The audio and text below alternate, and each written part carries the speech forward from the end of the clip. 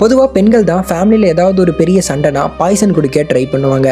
ஆனால் இங்கே ஒரு பெண்ணே பாய்சனாக இருந்திருக்காங்க. இந்த லேடி வாயிலிருந்து பாய்சனஸ் கேஸ்லாம் வெளியே வந்திருக்கு. ஹாஸ்பிட்டலில் இவங்களால டாக்டர் நர்ஸுன்னு பல பேருக்கு உடல் பிரச்சனைகள் வந்திருக்கு. அமெரிக்காவோட கலிஃபோர்னியாவில் குளோரியா ராமிரஸ் அப்படின்ற லேடி அவங்களோட 2 குழந்தைங்களோட சந்தோஷமாக வாழ்ந்துட்டு இருந்திருக்காங்க. ஆனால் அவங்களுக்கு செர்விக்கல் கேன்சர், அதாவது கர்ப்பை புற்றுநோயால் அவங்க பாதிக்கப்பட்டிருந்தாங்க. February 19, 1994 அன்னைக்கு நைட்டு குளோரியாவுக்கு உடம்பு சரியில்லாமல் போகுது. ஹார்ட் பீட் வேகமாகுது, மூச்சு விட சிரமப்படுறாங்க. அவங்கள பக்கத்தில் இருந்த GH ஹாஸ்பிட்டலுக்கு கொண்டு போய் சேர்க்குறாங்க. டாக்டர்ஸும் ட்ரீட்மெண்ட் பண்ண ஆரம்பிக்கிறாங்க. ஆனால் சில நிமிஷங்கள்லேயே ஒரு ஸ்ட்ரேஞ்சான விஷயம் நடக்க ஆரம்பிக்குது.